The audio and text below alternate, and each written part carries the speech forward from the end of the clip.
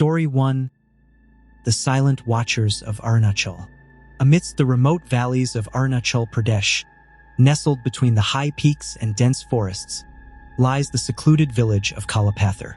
A place shrouded in mystery, Kalapathar is known for its pristine beauty and the eerie legends that circulate among its people. A team of 5 adventurers, Rohit, Kavya, Akhil, Riya, and their local guide Pema, arrived in the village, lured by tales of a hidden plateau known as the Land of the Silent Watchers. Locals spoke of stone monoliths scattered across the plateau, believed to be cursed guardians of an ancient temple lost to time. Ignoring the villagers' warnings, the group set out to document their journey. With cameras in hand and a thirst for adventure, they dismissed the ominous words of the elder, who had whispered, "The Watchers see all. Turn back before they claim you." The trek to the plateau was arduous. As the group ascended, the air grew colder and the forest darker. Pema led them through overgrown trails, his demeanor increasingly uneasy. Along the way, they noticed strange carvings on trees. Eyes, spirals, and symbols that seemed to shift when viewed from different angles. By dusk, they reached the plateau. True to the legends, it was dotted with towering stone monoliths, each etched with intricate patterns. The stones seemed to hum faintly, and their shadows stretched unnaturally long. Kavya, ever the skeptic, joked, "Looks like we've found some ancient art project." Rohit set up his drone to capture aerial footage, but as it flew higher, the camera feed distorted. The screen displayed static interspersed with fleeting glimpses of ghostly figures moving among the monoliths. "Technical glitch," he muttered, though his voice wavered. The group camped near the edge of the plateau. That night, the wind carried whispers that seemed to come from all directions. The words were unintelligible, yet each member felt they were being called by name. Riya woke with a start, her face pale. "Something touched me," she whispered. Akhil laughed nervously. "Probably just a branch. Don't let the stories get to you." But Riya wasn't convinced. She pointed to a spot outside the tent where the ground was freshly disturbed. It looked like something had crawled out of the earth. The following day, the group explored the plateau, documenting the monoliths and searching for signs of the rumored temple. As they ventured deeper, Pema grew increasingly anxious. "We should leave before sunset," he urged, but Rohit was determined to continue. "Just a little further," he insisted. As the sun dipped low, Akhil wandered off to investigate a particularly large monolith. When the group noticed his absence, they called out for him, their voices echoing eerily. Moments later, they heard a distant scream, followed by silence. Pema refused to search for Akhil. "He's gone. The Watchers have taken him." Determined to find Akhil, the remaining group pressed on. They found his camera near the monolith, its lens cracked. The last recorded footage showed Akhil examining carvings before abruptly turning as if hearing something. The screen then filled with static, accompanied by faint, guttural whispers. Riya began to panic. "This isn't right. We need to leave now." As they argued, the sun disappeared below the horizon, and the plateau was bathed in an otherworldly glow. The monoliths seemed to pulse faintly, and shadows began to move independently of their sources. The whispers grew louder, forming an eerie chant. The group saw figures emerging from the shadows, humanoid but impossibly elongated, their faces featureless except for deep-set, glowing eyes. "Run!" Pema shouted, breaking into a sprint. The others followed, but the plateau's terrain seemed to shift, disorienting them. Monoliths appeared where none had been moments before, and paths looped back on themselves. Kavya stumbled, and one of the figures reached for her. Its touch left a blackened mark on her arm, and she screamed in agony. Rohit pulled her away, but her strength waned as the mark spread. In their frantic escape, the group stumbled upon the entrance to the ancient temple. Its facade was carved with countless eyes, all seemingly watching them. With no other choice, they entered. Inside, the air was suffocating. The walls were covered in murals depicting rituals, villagers sacrificing their own to appease the Watchers. At the center of the chamber stood an altar holding a glowing orb. "This must be the source," Pema said. "Destroy it." and we might break the curse. As Rohit approached the orb, the Watchers flooded into the temple. The group fought to hold them back, but the creatures were relentless. Hema began chanting in his native tongue, drawing the Watchers' attention. "Take me! Let them go!" he cried. The Watchers hesitated before swarming him, their forms merging into a swirling mass of darkness. Taking advantage of the distraction, Rohit smashed the orb with a rock. A deafening scream echoed through the chamber as the Watchers dissolved into ash. The temple began to collapse, and the group barely escaped. The survivors, Rohit, Kavya, and Riya, descended the mountain in silence. They reached Kalapathar to find the villagers waiting, their expressions a mix of sorrow and relief.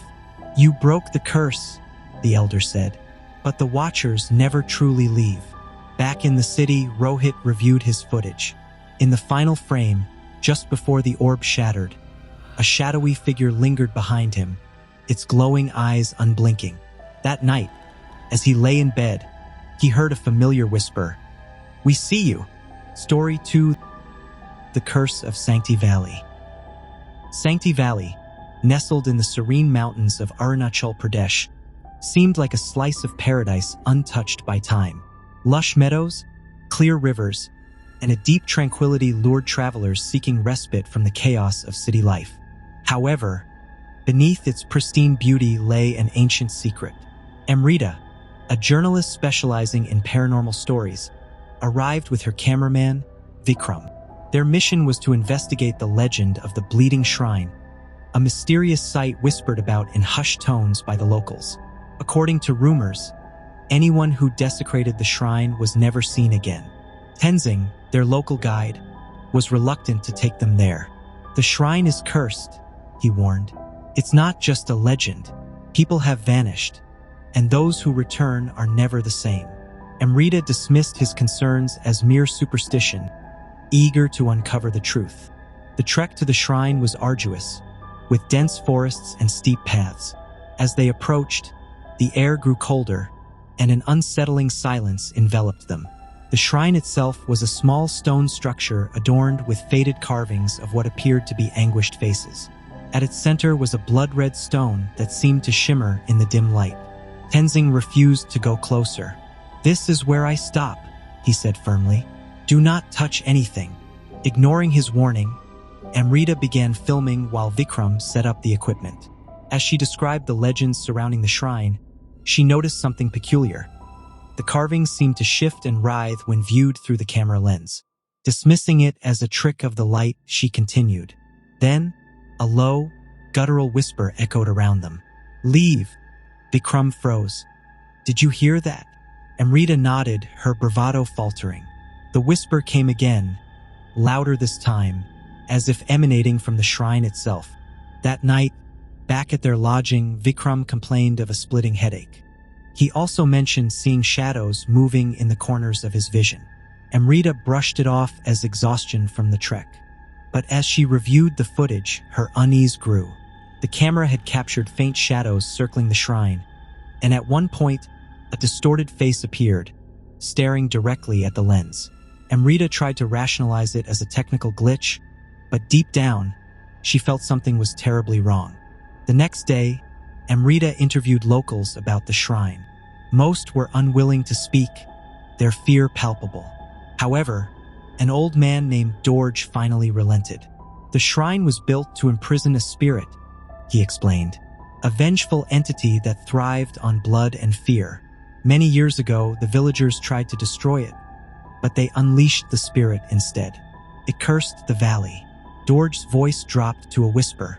"It calls to people, luring them into the forest. Those who answer its call are never seen again." That evening, Vikram's condition worsened. He spoke in his sleep, mumbling incoherent phrases. At one point, Amrita heard him say, "The shrine, it's watching." She tried to wake him, but his eyes snapped open, and he grabbed her arm with unnatural strength. His voice was guttural, not his own. "You should not have come." Amrita screamed, breaking free. Vikram collapsed, unconscious. When he awoke, he had no memory of the incident. Determined to uncover the truth, Amrita decided to revisit the shrine.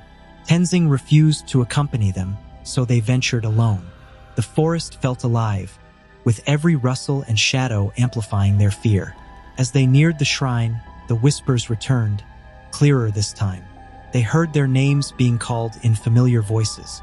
Amrita froze when she heard her mother's voice, pleading, "Come to me, Beta." Vikram, entranced, began walking toward the shrine. Amrita grabbed him, shaking him violently. "Snap out of it."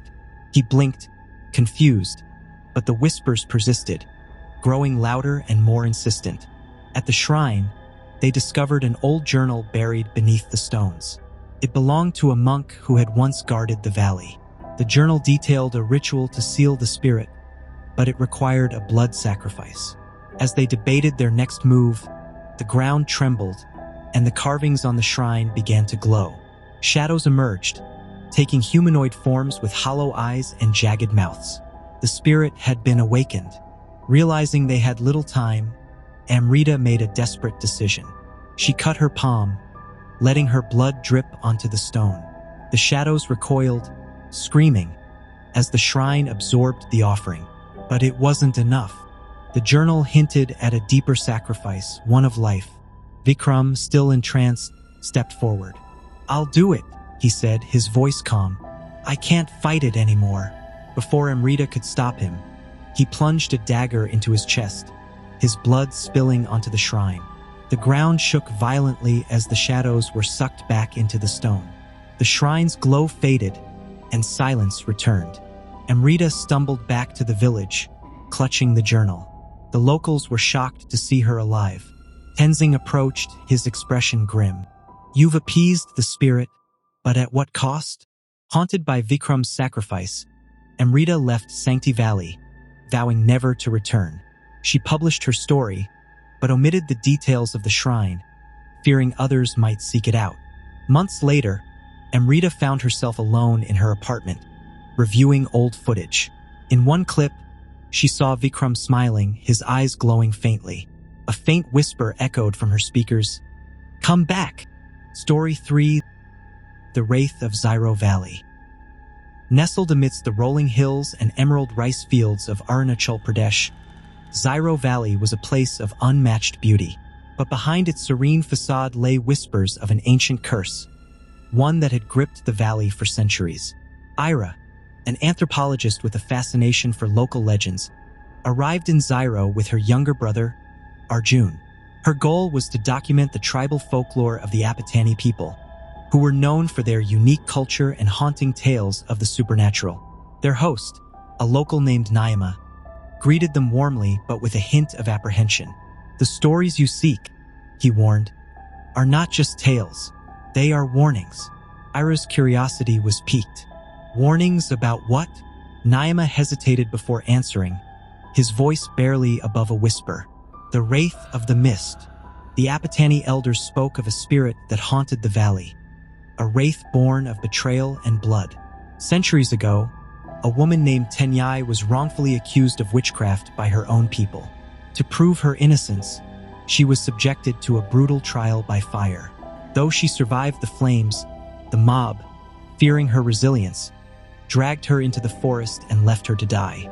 In her final moments, Tenyai cursed the valley. "You shall feel my pain, and your blood shall nourish the mist."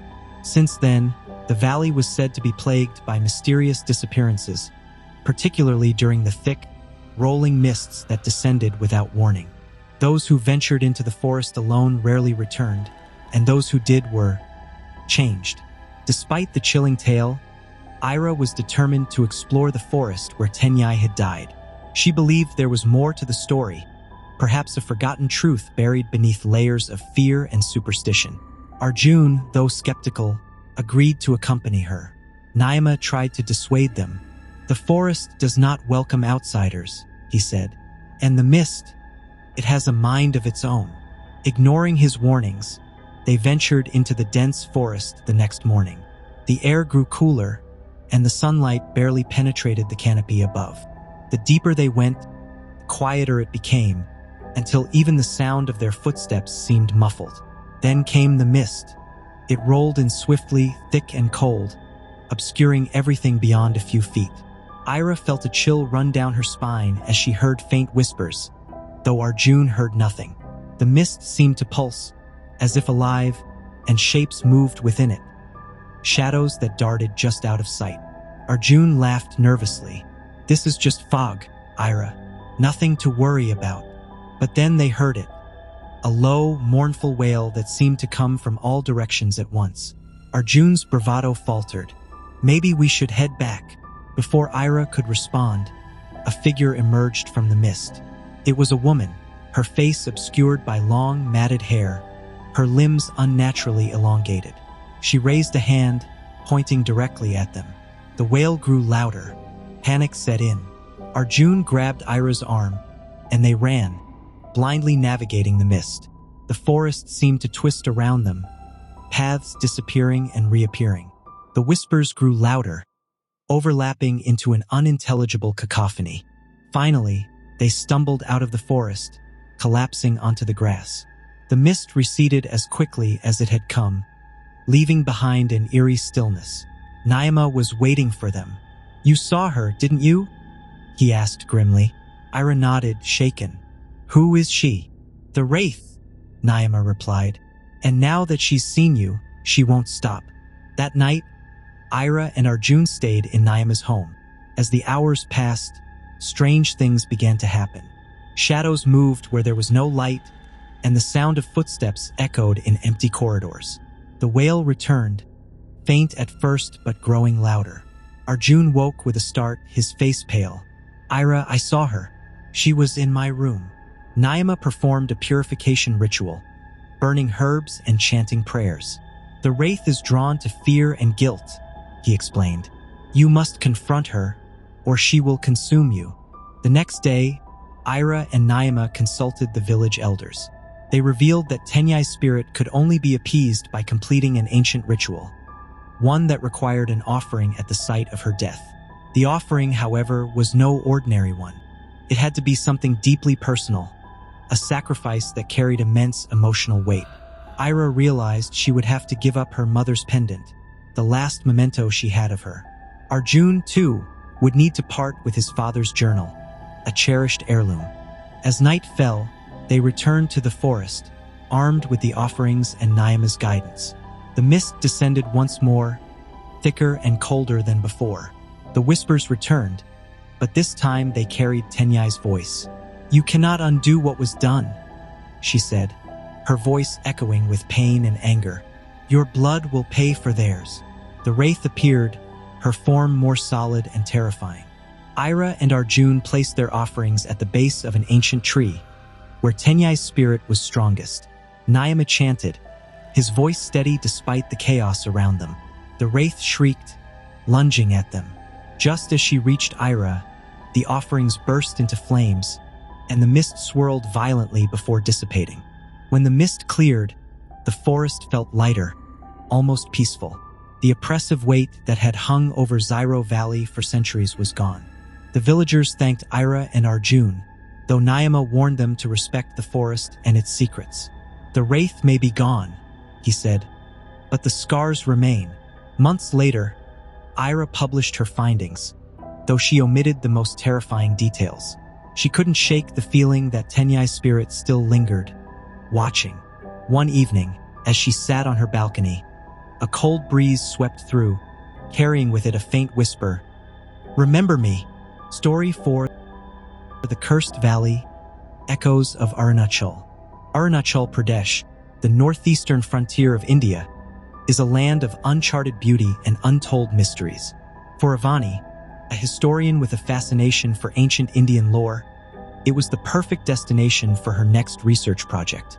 Accompanied by her younger brother, Ariv, and her close friend, Maya, Avani planned to uncover the secrets of a forgotten valley hidden deep in the mountains, known only through whispers as the Valley of Echoes. Local legends spoke of an ancient curse placed upon the valley after a betrayal among the valley's original inhabitants. Those who entered never returned, their voices said to join the whispers that echoed through the cliffs.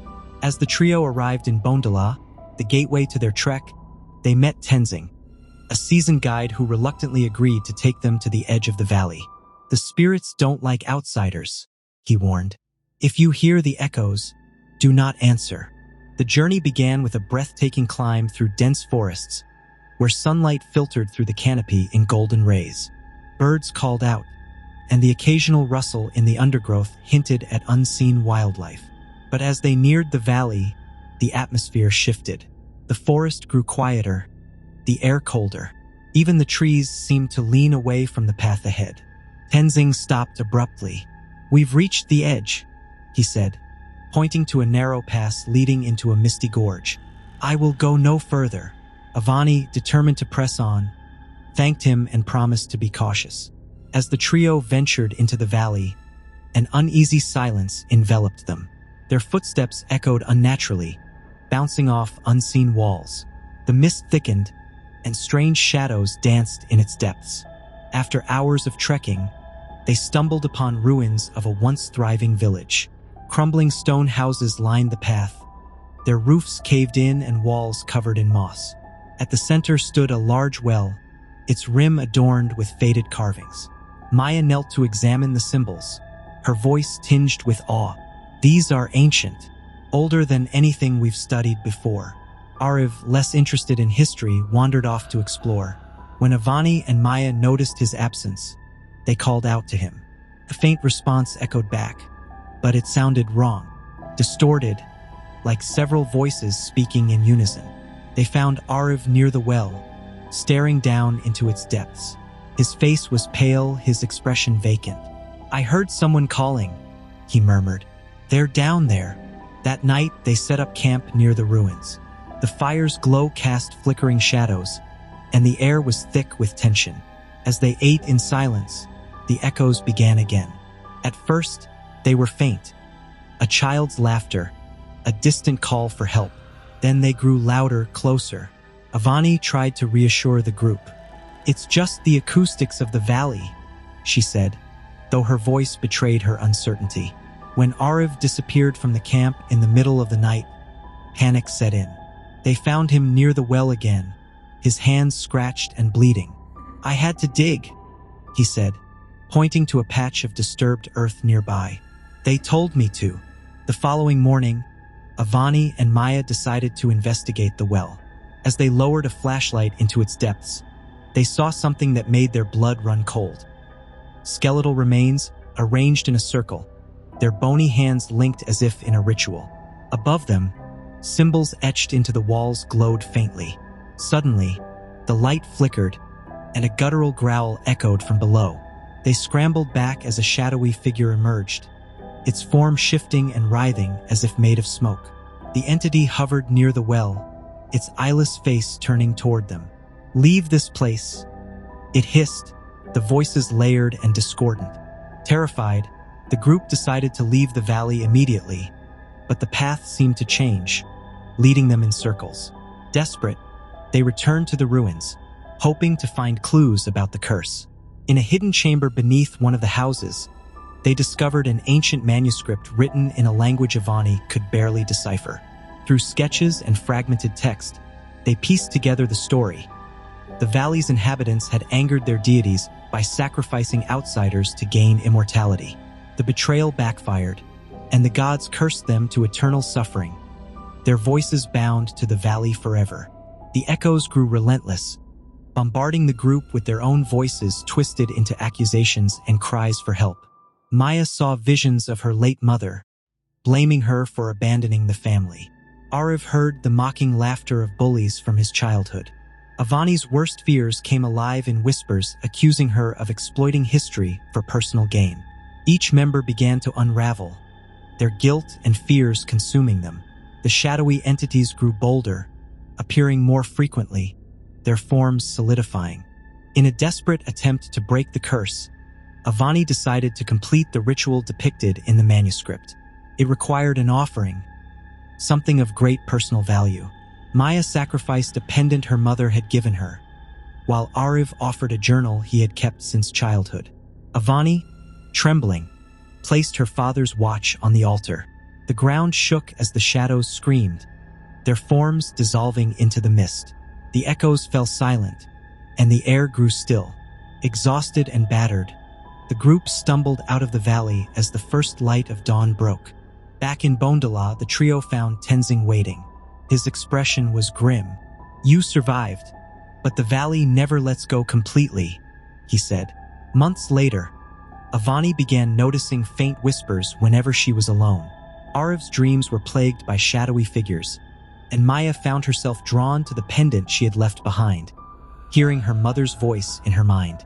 The curse of the Valley of Echoes lived on, a reminder that some secrets are better left buried. Years passed, but the events of the Valley of Echoes never truly left Avani, Ariv, and Maya. Avani, now a respected historian, found herself unable to discuss the expedition in detail, fearing skepticism and ridicule. Yet, in the quiet of her study, she often felt an unshakable presence, as though unseen eyes watched her.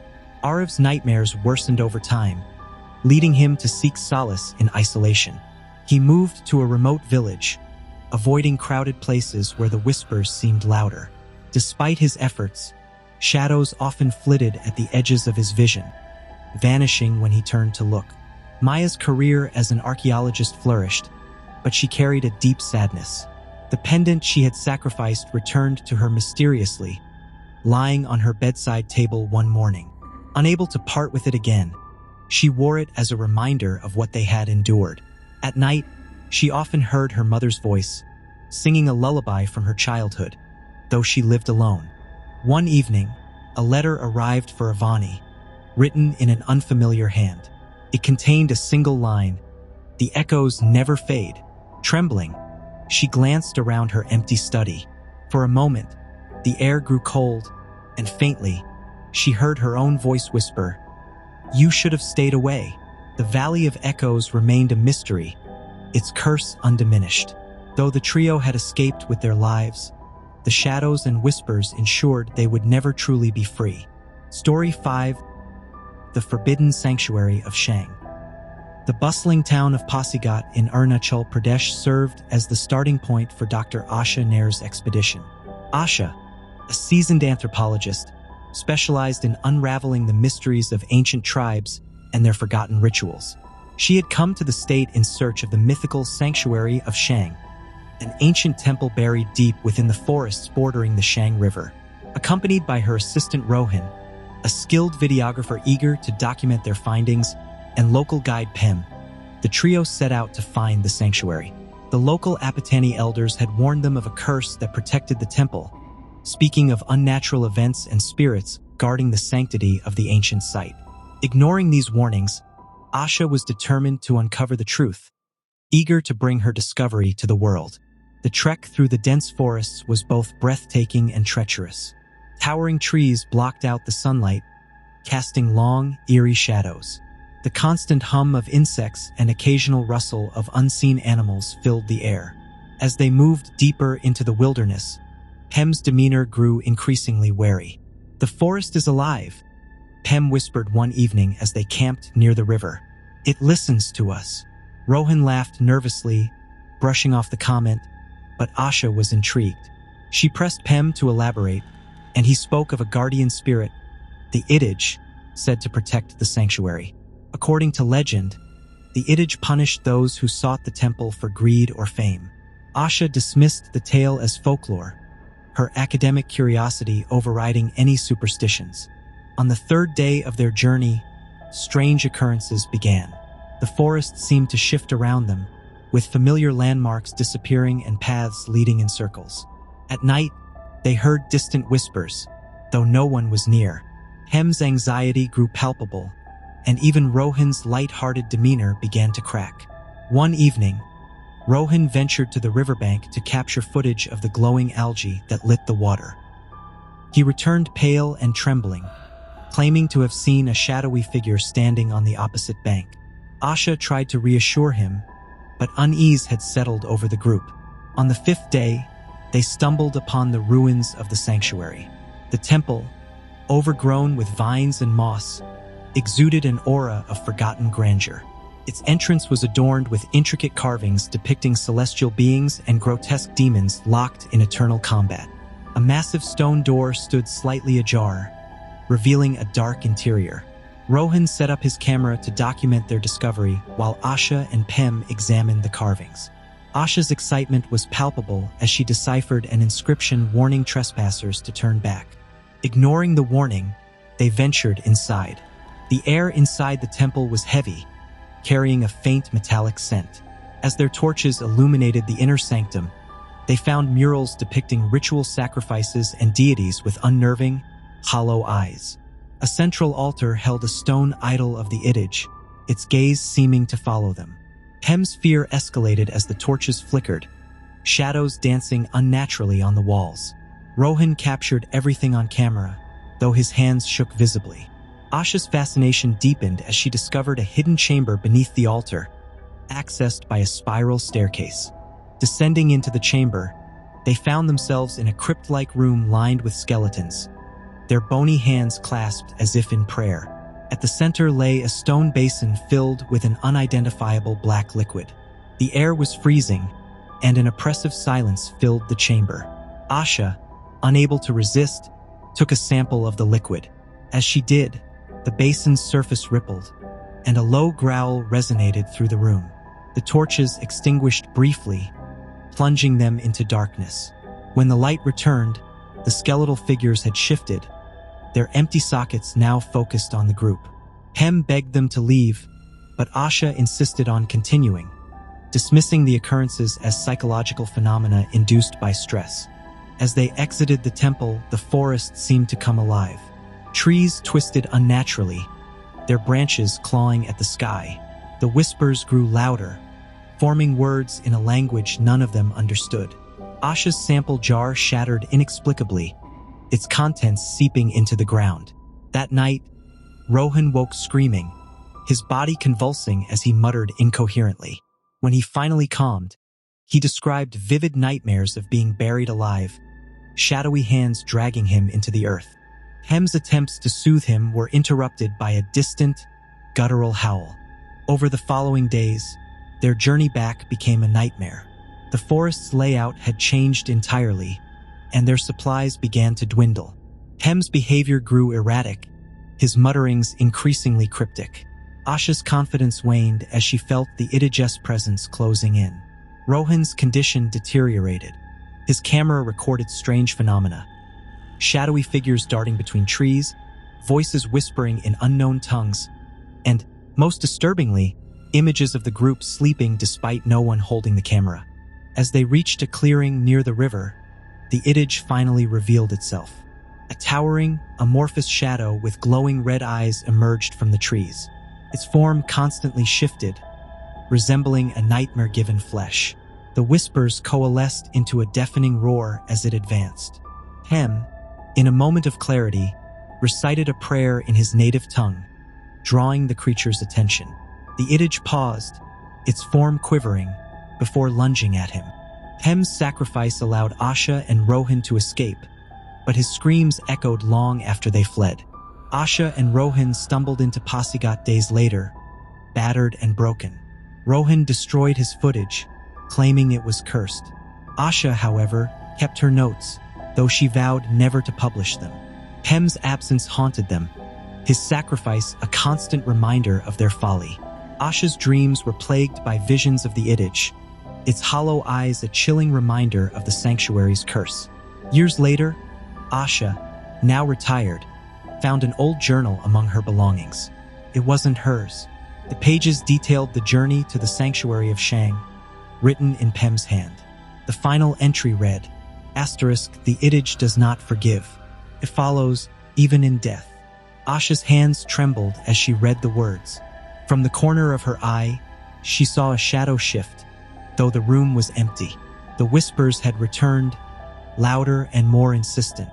She realized too late that the curse of the Iddij was eternal. As the room darkened, Asha heard Pem's voice, soft but clear. "You should have listened." As the shadows fade and the echoes of these spine-chilling tales linger in your mind, remember that Arunachal Pradesh holds mysteries far beyond what meets the eye.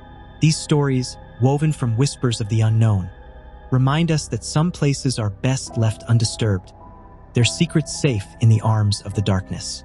If these tales kept you on the edge of your seat, Don't forget to subscribe to Shadow's Lair for more journeys into the world of horror, myth, and mystery. Let us know in the comments which story sent shivers down your spine. Until next time, stay curious and beware of the shadows.